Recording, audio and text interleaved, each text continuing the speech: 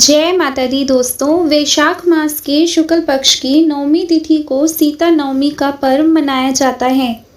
इस साल सीता नवमी का पर्व 5 मई दिन सोमवार को मनाया जा रहा है। तो आज हम सुनेंगे सीता नवमी की कथा। सीता नवमी की पौराणिक कथा के अनुसार मारवाड़ क्षेत्र में एक वेदवादी श्रेष्ठ धर्मधुरीण ब्राह्मण निवास करते थे। उनका नाम था देवदत्त। उन ब्राह्मण की बड़ी सुंदर रूप गर्विता पत्नी थी। उसका नाम शोभना था। ब्राह्मण देवता जीविका के लिए अपने ग्राम से अन्य किसी ग्राम में भिक्षाटन के लिए गए हुए थे।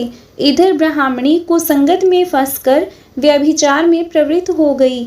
अब तो पूरे गांव में उसके इस निंदित कर्म की चर्चाएं होने लगी, परंतु उस दुष्टा ने गांव ही जलवा दिया।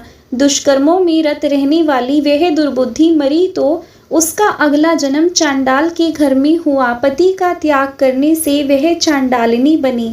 ग्राम जलाने से उसे भीषण कुष्ठ हो गया तथा व्यभिचार कर्म के कारण वह अंधी भी हो गई। अपने कर्म का फल उसे भोगना ही था। इस प्रकार वह अपने कर्म के योग से दिनों दिन दारुण दुख प्राप्त करती हुई देश देशांतर में भटकने लगी। एक बार दैवयोग से वह भटकती हुई कौशलपुरी पहुंच गई। संयोगवश उस दिन वैशाख मास शुक्ल पक्ष की नवमी तिथि थी, जो समस्त पापों का नाश करने में समर्थ है। सीता नवमी के पावन उत्सव पर भूख प्यास से व्याकुल वह दुखियारी इस प्रकार प्रार्थना करने लगी कि हे सज्जनों, मुझ पर कृपा कर कुछ भोजन सामग्री प्रदान करो, मैं भूख से मर रही हूँ। ऐसा कहती हुई वह स्त्री कनक भवन के सामने बने 1000 पुष्प मंडित स्तंभों से गुजरती हुई उसमें प्रविष्ट हुई।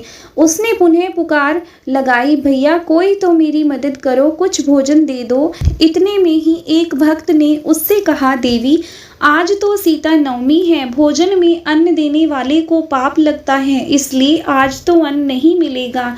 कल पारण करने के समय आना, ठाकुर जी का प्रसाद भरपेट मिलेगा। किंतु वह नहीं मानी। अधिक कहने पर भक्त ने उसे तुलसी एवं जल प्रदान किया।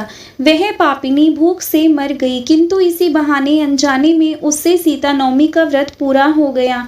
अब तो परम कृपालिनी ने उसे समस्त पापों से मुक्त कर दिया। इस व्रत के प्रभाव से वह पापिनी निर्मल होकर स्वर्ग में आनंद पूर्वक अनंत वर्षों तक रही।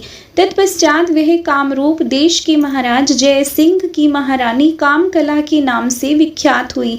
जातिस्मरा उस महान साध्वी ने अपने राज्य में अनेक देवालय बनवाए, जिनमें जानकी रघुनाथ की प्रतिष्ठा करवाई। इस दिन जानकी स्तोत्र, रामचरितमानस आदि का पाठ करने से मनुष्य के सभी कष्ट दूर हो जाते हैं।